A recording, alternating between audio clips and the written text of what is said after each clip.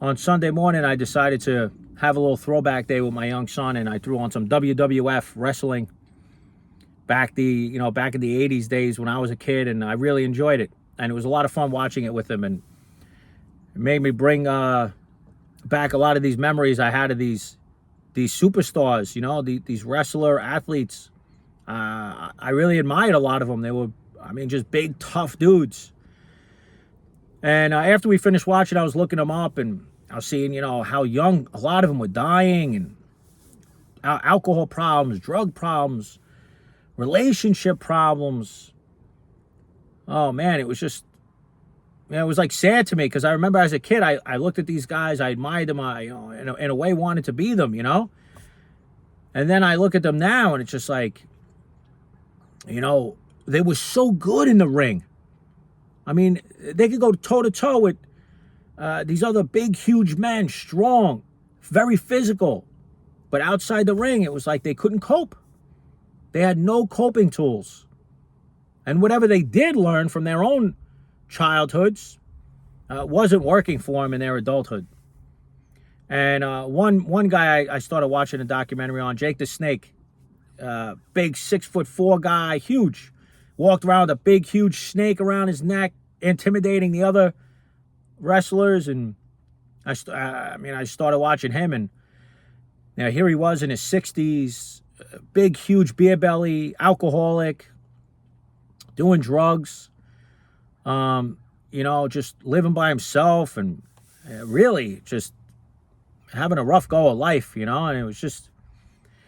it was painful to see. But, that's the reality too, is if we don't develop, a secure attachment in childhood and develop, healthy ways to cope with stress and life, it doesn't matter what kind of superstar we are or how great we are at a certain sport, it's not going to do it.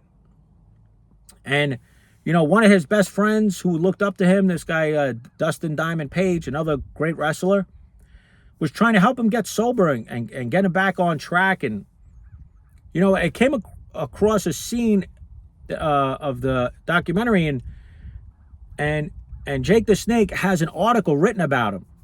And the article kind of bashes him and says how he was drinking and acting out.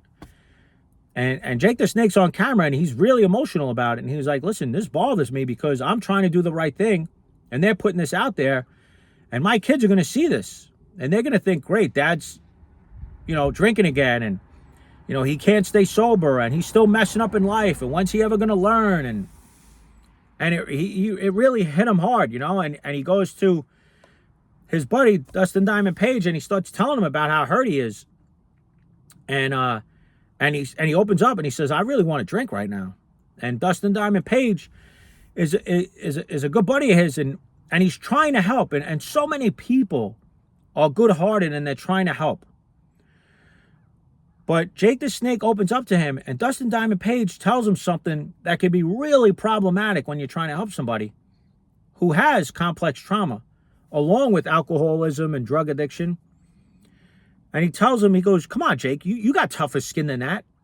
And almost, in a way, blaming Jake for not, for being too sensitive. And as a complex trauma teacher and someone who coaches others, man, that moment struck me. Because so many people who try to help others will make comments like that and have no idea the impact that it could have on the person they're trying to help.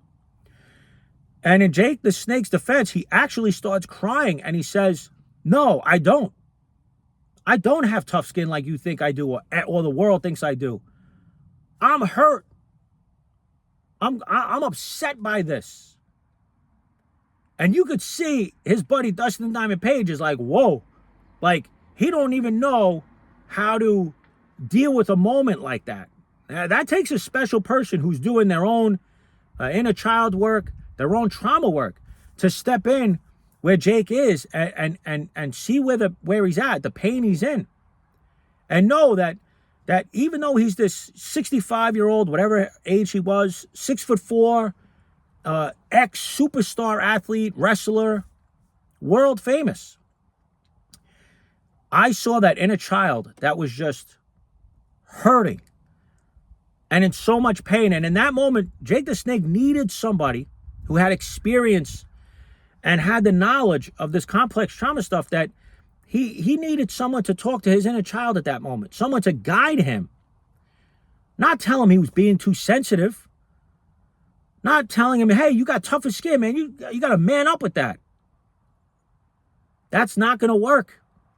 Too many men are speaking that to other men, and yet we're abusing alcohol, we're depressed, we're anxious, we're miserable, our relationships are failing. That's not the way to go.